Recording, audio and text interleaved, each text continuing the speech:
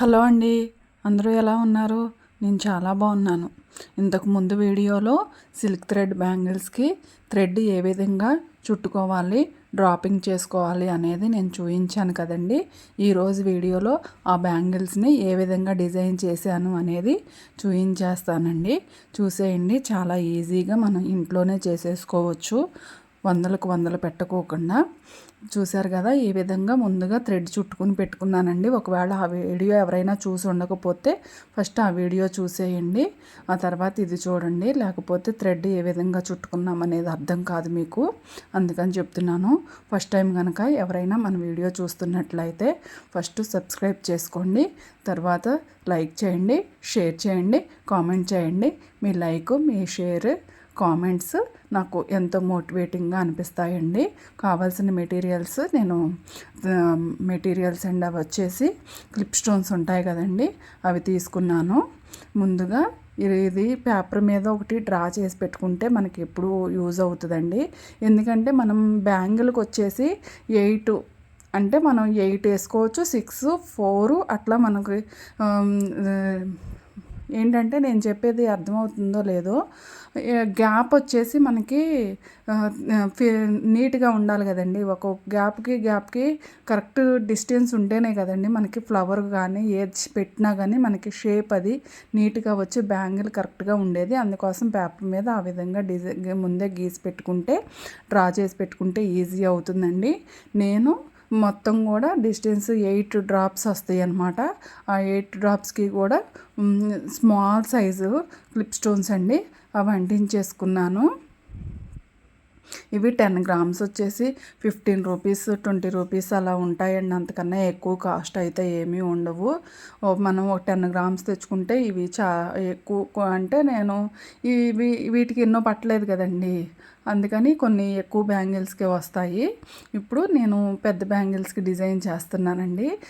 నేనేమనుకున్నానంటే రోజు flower design రావాలి అనుకున్నాను అనమాట. అందుకని హాఫ్ మూన్ షేప్ తీసుకున్నాను. హాఫ్ మూన్ షేప్ కుందన్స్ను, రౌండ్ కుందన్స్ 3mm అవి తీసుకున్నాను. ముందు ఫస్ట్ మొత్తం కూడా నేను 8 ఫ్లవర్స్ రావాలండి బ్యాంగిల్లో, అందుకని నేను ఆ రౌండ్ పైన పెట్టుకుని కరెక్ట్గా ప్లేస్ ఎక్కడ అని చెప్పేసి నేను డ్రా చేసుకున్న తర్వాత దానిపైన గ్లూ తోటి అంటించేసుకుంటున్నానండి. 8 కుందన్స్ కూడా 8 ఫ్లవర్స్ రావడం కోసం క్లిప్ స్టోన్స్ ముందు అంటించేసి పెట్టుకున్న తర్వాత నేను మామూలుగా మూన్ షేప్వి ఫ్లవర్ షేపు అంటించేస్తున్నానండి. ఒక్కో ఫ్లవర్కి వచ్చేసి 3 వస్తాయండి కుందన్స్ వచ్చేసి. చూశారు కదా, ఆ విధంగా చూడటానికి రోజు ఫ్లవర్ లాగా ఉంటాయన్నమాట. అన్నిటికీ ఆ విధంగా అంటించేసుకోవటమేనండి, సింపుల్గా అయిపోతుంది. థ్రెడ్ చుట్టుకోవటమే కష్టం అండి. థ్రెడ్ చుట్టుకోవటం వచ్చేసింది అని అంటే మనం ఈ డిజైన్ చేసుకోవటం చాలా ఈజీ అండి. అందుకని ట్రై చేయండి, ఈజీగానే వచ్చేస్తుంది.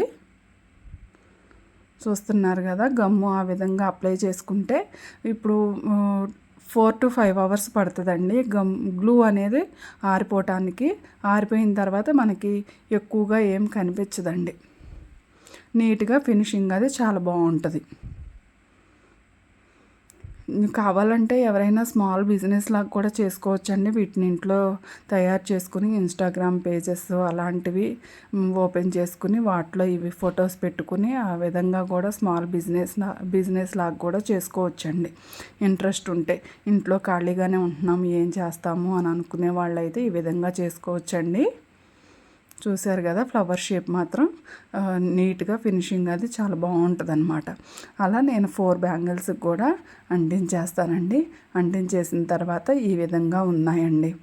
డిజైన్ ఎలా ఉంది అనేది మాత్రం కామెంట్ రూపంలో తెలియచేయండి. చూశారు కదండి ఎంత బాగుందో, కలర్ కాంబినేషన్ అది బాగుంది కదా. నాకు ఈ కలర్ కాంబినేషన్లో శారీ ఉందండి, అందుకోసం అని చెప్పి నేను ఇవి రెడీ చేసుకున్నాను. నా కోసం అని చెప్పి నేను రెడీ చేసుకున్నాను. మీకు ఎలా అనిపించింది అనేది కామెంట్ రూపంలో తప్పకుండా తెలియచేయండి. Thanks for watching. Please subscribe, like, share, comment. Next వీడియోతో మళ్ళీ మీ ముందుకు వచ్చేస్తాను. అంతవరకు సెలవు. బాయ్ అండి.